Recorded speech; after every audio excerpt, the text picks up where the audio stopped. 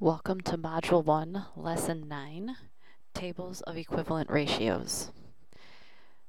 Alright, after today's lesson, I want you to be able to understand that a ratio is often used to describe the relationship between the amount of one quantity and the amount of another quantity. I'd also like you to understand that a ratio table is a table of equivalent ratios and how to use ratio tables to solve problems. Alright, so for our first example, we are going to use this table to answer a couple of questions and also to create equivalent ratios. So, to make paper mache, the art teacher mixes water and flour. For every 2 cups of water, she needs to mix in 3 cups of flour to make the paste. Alright, so one of the first questions that I want to ask is, what does this ratio mean? So when you look here, you know that for every 2 cups of water, she needs, there we go, 3 cups of flour. So to us, this tells us that every time that we have a set of 2 cups of water, we also need to add 3 cups of flour in order to make the paste correctly. Okay, so why is it worded that for every 2 cups of water, there are 3 cups of flour? Okay, so this suggests that we might be doing the action repeatedly, adding 2 cups of water and 3 cups of flour. So that's why it's worded that for every 2 cups of water, she needs to mix in 3 cups of flour. So it's kind of like she has somebody standing there and they scoop out 2 cups of flour, and as soon as they do that and pour it in the bucket, the other person needs to grab 3 cups of flour and pour it in the bucket. So every time 2 cups of water go in, 3 cups of flour go in. So it words it this way, so we know that we have to do that same thing each time. Okay, but why would I do this more than once? Well, typically when we have mixtures, this mixture would only give us about 5 cups of paste, and 5 cups of paste isn't going to be enough for the entire class. So typically we use more than one because we need more of something. So in this case, Sarah would definitely need more paste because 5 cups of paste is only probably going to be enough for 1, maybe 2 students.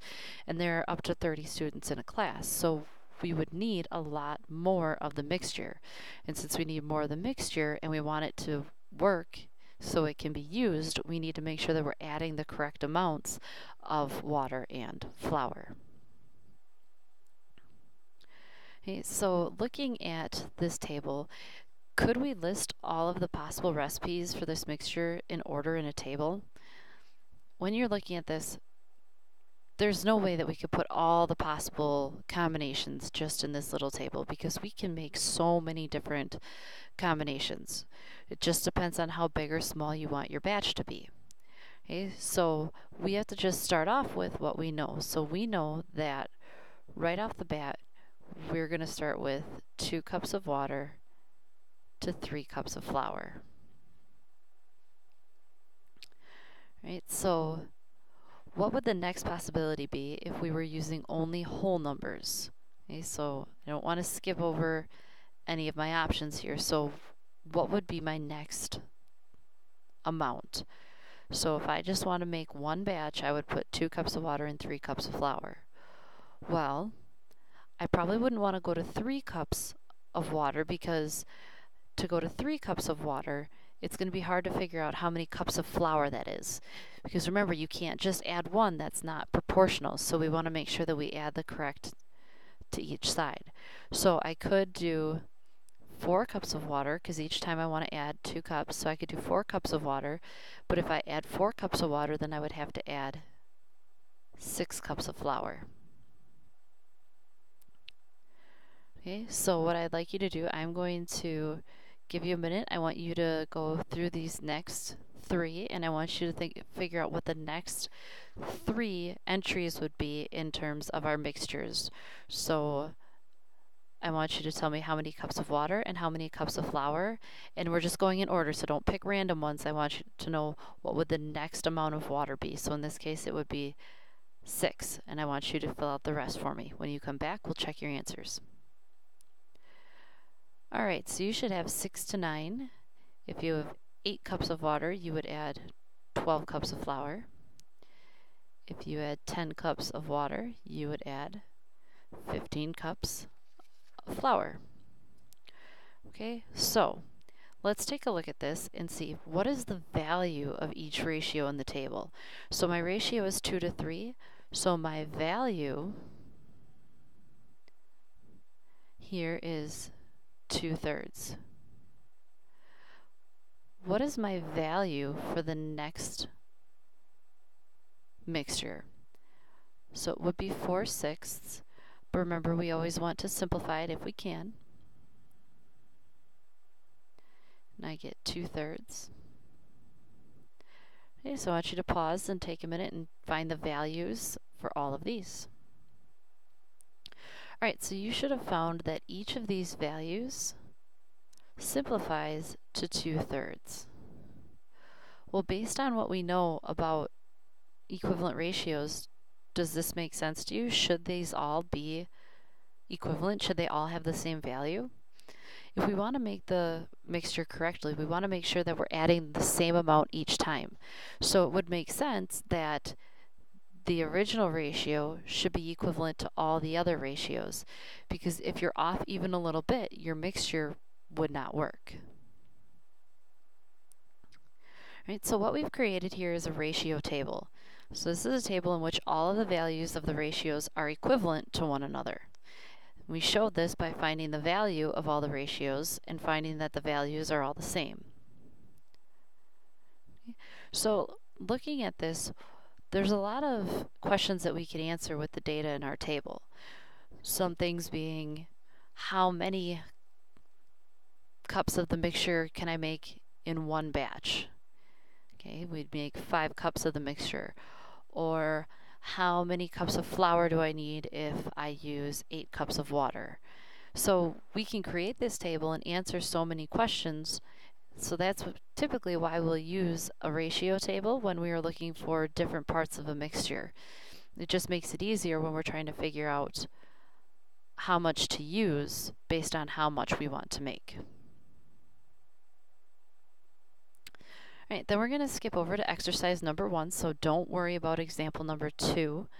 We're not going to do that right now. We're going to look at exercise number 1. Okay, so spraying plants with cornmeal juice is a natural way to prevent fungal growth on the plants.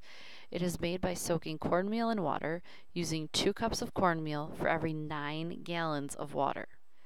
Complete the ratio table to answer the questions that follow.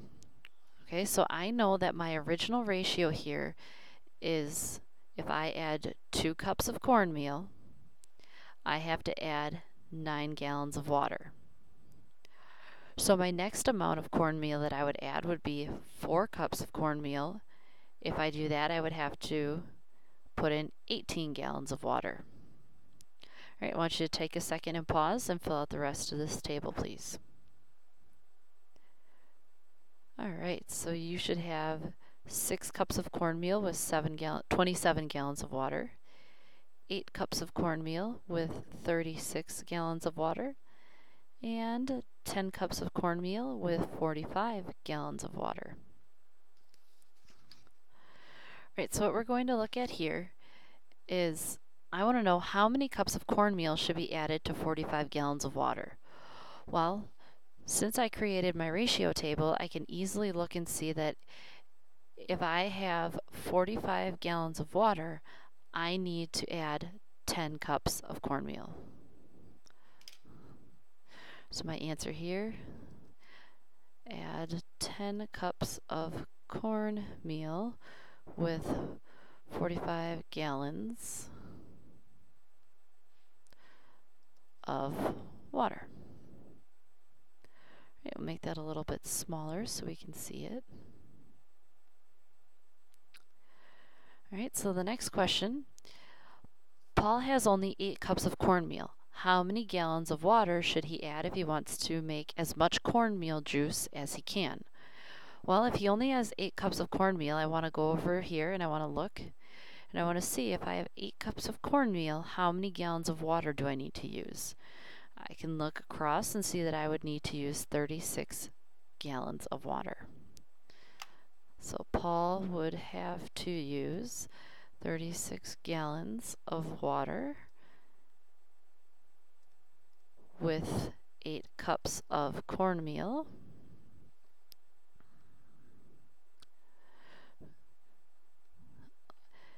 And I would want to include in there, so I want to include in my response to make the most possible juice. All right, and then the last question here, what can you say about the values of the ratios in the table? So what can we determine about all of these ratios? What we can decide about these ratios is that since we know that we did the same thing to one side as we did to the other, that all of these ratios are equivalent. Okay, so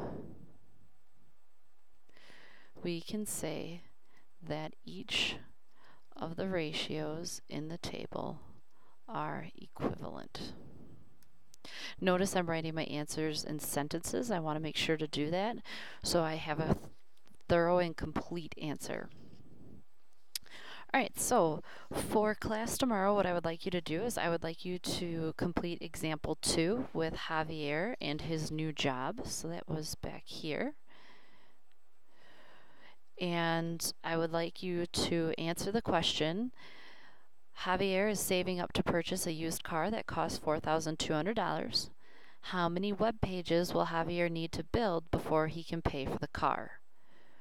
As always, if you have any questions, make sure to write them down so that way we can go over them in class tomorrow.